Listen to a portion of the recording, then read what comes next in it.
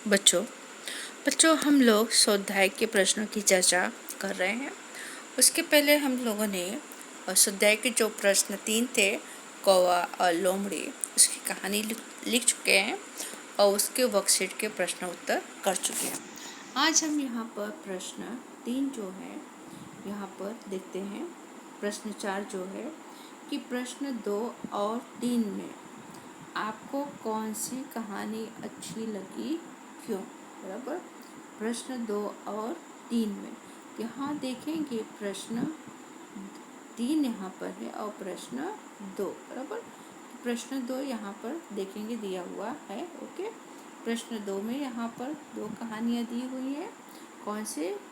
कछुआ और हंस, दूसरे में बुद्धिमान कौवा और तीसरे में कौवा और लोमड़ी, बराबर। इस तरह की कहानियाँ यहाँ पर 2 और 3 में दी हुई। तीसरे में कौन है? कौवा और लोमड़ी की कहानी, बराबर।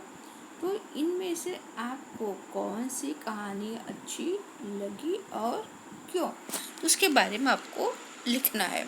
तो आप YouTube के आधार पर भी लिख सकते हैं या PDF में से देख करके भी आप प्रश्नों के उत्तर लिख सकते हो। ओके, तो उत्तर इस तरह से होगा कि प्रश्न 2 और 3 में 3 कहानियाँ दी गई हैं। बुद्धिमान कौवा, बातूनी कछुआ और कौवा और लोमड़ी। तो तीनों कहानियाँ अति सुंदर कहानी है। फिर भी मुझे कौवा और लोमड़ी की कहानी अच्छी लगी। पहले दोनों कहानियाँ बहुत पुरानी हो गई हैं, जबकि कौवा लोमड़ी कहानी में नई और आधुनिक सीख है। यह कहानी हमें मूर्ख बनाकर अपना मतलब सिद्ध करने वालों से सावधान करती है। कौवा की चालाकी हमें बहुत कीमती सीख दे जाती है, इसलिए यह कहानी मुझे अच्छी लगी। ओके, फिर यहाँ पर 5वां प्रश्न कि नीचे दिए गए शब्दों के विरोधी शब्द घेरे में से ढूंढकर वाक्य प्रयोग कीजिए। घेरे यानी कि यहाँ पर देखेंगे बराबर, ये दिया हुआ ये घेरा है बराबर, यहाँ पर जो बना हुआ है। ऐसे अपनी नोट में इस घेरे को बच्चों बनाना है बराबर। इसमें घेरे में दिया हुआ है और उसका अर्थ ढूंढना है। ओके, जैसे यहाँ पर दिया हुआ है कि दयालु, बराबर। दयालु का घेरे में है यहाँ पर निर्दयी। ओके, फिर बहुत, बहुत का क्या होगा यहाँ पर कि थोड़ा। ओके, स्वस्थ, यहाँ पर घेरे में देखेंगे अस्वस्थ। यहाँ पर खुश, तो घेरे में क्या है? नाखुश। यहाँ पर जन्म, तो यहाँ पर मरण गुजराती है, यहाँ पर मृत्यु हो जाएगा। ओके, फिर यहाँ बुराई, तो यहाँ पर क्या है? भलाई, घेरे के अंदर, बराबर। फिर क्या बताया? ढूंढकर वाक्य प्रयोग कीजिए, बराबर। जिससे आप एग्जाम्पल उदाहरण दिया है। दयालु तो निर्दयी, वाक्य प्रयोग तो दयालु मनोज ने आहत चिड़िया को बचाया। फिर है उसका, फिर शिकारी निर्दयी, तो शिकारी निर्दयी होते हैं। उसी तरह से हमें वाक्य प्रयोग करना है। तो हम करेंगे दयालु, भगवान क्या है? भगवान बहुत दयालु है। ओके, फिर निर्दयी, शिकारी निर्दयी होते हैं।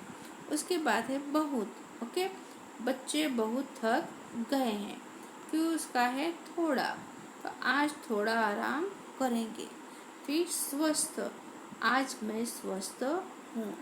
फिर उसका अपोजिट अस्वस्थ, अरे तुम अस्वस्थ हो। फिर है खुश, बराबर। माँ हमेशा खुश रहती है। फिर ना खुश, मेरा दोस्त कभी नाखुश नहीं होता है, बराबर। कि मेरा दोस्त कभी क्या? नाखुश नहीं होता है। ओके, फिर यहाँ पर दूसरा है दिया हुआ है कि हाँ, जन्म, बराबर। आज कृष्ण भगवान का जन्मदिन है।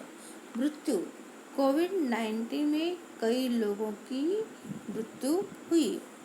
फिर यहाँ पर है लास्ट बुराई, हम बुराई से दूर भागते हैं। भलाई, अमीर लोग सबकी भलाई करते हैं। ओके, इस तरह से वाक्य प्रयोग हमारा हुआ। अब आगे यहाँ पर देखते हैं कि आप पढ़ चुके हैं कि किसी व्यक्ति, वस्तु, स्थान या भाव प्रकट करने वाले शब्दों को क्या कहते हैं? संज्ञा। संज्ञा किसे कहते हैं?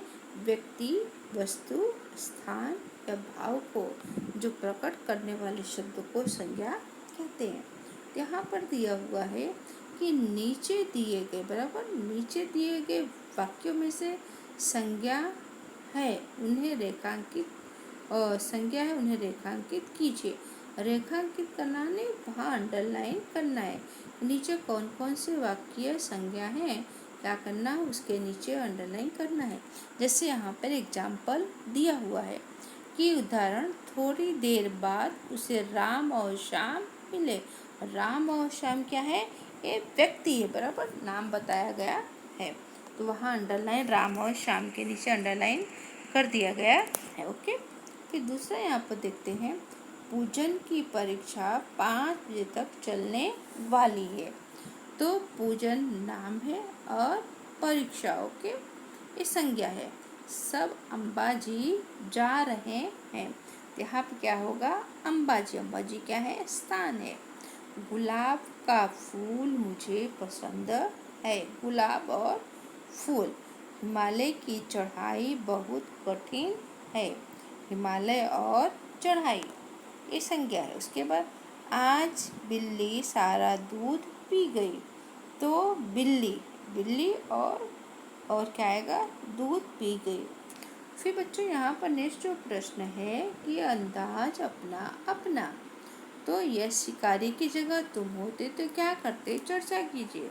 इस प्रश्न का उत्तर आप खुद अपने शब्दों में अपनी कॉपी में लिखेंगे और आप पीडीएफ में से या यूट्यूब में से देखकर और स्वाध्याय के प्रश्न 3, 4 और 5 और 6, 7 अपनी नोट में लिख डालिए। Okay, thank you.